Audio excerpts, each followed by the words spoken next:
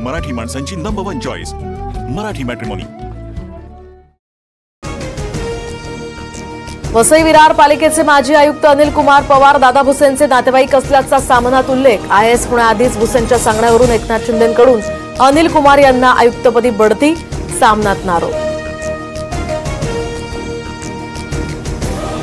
वसई विरार पालिकेचे माजी आयुक्त अनिल कुमार पवार यांची 18 तास ईडीकडून चौकशी। अनिल कुमार पवारांच्या नातेवाईकांच्या घरातून 1.25 कोटी जप्त, काही कागदपत्र आणि हार्ड डिस्क सुद्धा ईडीच्या ताब्यात। संजय शिरसाट आज अजित पवारांची भेट घेणार। सामाजिक न्याय विभागाला अद्याप निधी वाटप करण्याचे अधिकार नसल्याची माहिती। दोन्ही नेत्यांमधील चर्चेनंतर निधी वाटपाचा हा तिढा सुटणार।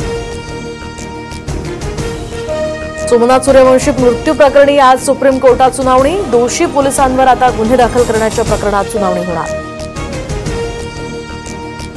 मातोश्रीवर उद्धव ठाकरेंच्या उपस्थितीत आज बैठक। निरीक्षकांच्या बैठकीत आगामी महापालिकेच्या दृष्टीनं उद्धव ठाकरे आढावा घेणार। राज्यातील विविध संघटनांचे प्रमुख मुख्यमंत्र्यांची भेट घेणार। विजय घाटगे आणि प्रवीण गायकवाडांवर झालेल्या हल्ल्यासंदर्भात संघटनांची नाराजी। कोणत्याही देशांनी भारताला स्वसंरक्षणाच्या कारवाईसाठी रोखलं नाही, फक्त 3 देशांनी पाकिस्तानला समर्थन दिलं। पंतप्रधान मोदींचं राहुल गांधींना उत्तर। भारत पाकिस्तानमध्ये युद्धविराम केल्याचं ट्रम्प यांनी 29 वेळा सांगितलं। इंदिरा गांधींनी एवढी हिंमत असेल तर ट्रम्प खोटं बोलले हे मोदींनी सांगावं। राहुल गांधींचं पंतप्रधान मोदींना आव्हान। ऑपरेशन सिंदूर म्हणजे मीडियासाठी केलेला तमाशा। लोकसभेत खासदार प्रणिती शिंदेंचं वादग्रस्त वक्तव्य। प्रणिती शिंदेंविरोधात भाजप कार्यकर्ते आक्रमक। ऑपरेशन सिंदूर म्हणजे तमाशा असल्याचं काँग्रेसनं नवख्या नेत्याकडून बोलावून घेतलं। प्रणिती शिंदेंच्या वक्तव्यावर पंतप्रधान मोदी काँग्रेसवर संतापले।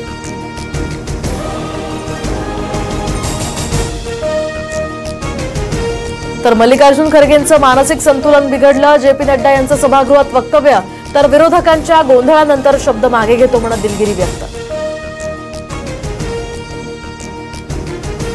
लॉबीमध्ये चालताना मजाक मस्ती होते, पण त्याची बातमी बनवली गेली। काँग्रेसच्या महिला खासदारांनी इथे घेरल्याच्या बातमीवर दुबेंचं लोकसभेत उत्तर।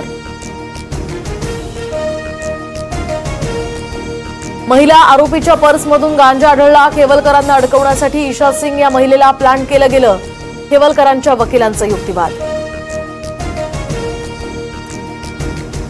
कोकणासह पश्चिम महाराष्ट्राला आज ऑरेंज अलर्ट। रायगड, रत्नागिरी, पुणे, कोल्हापूर या जिल्ह्यांमध्ये मुसळधार पावसाची शक्यता।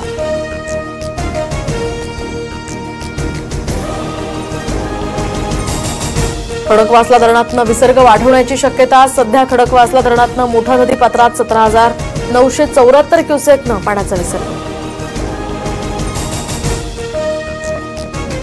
छत्रपती संभाजीनगरमधील जायकवाडी धरणातनं उद्या गोदावरी पात्रात पाणी सोडलं जाणार। गोदावरी पात्रात शेजारच्या असंख्य गावांना यावेळी सतर्कतेचा इशारा।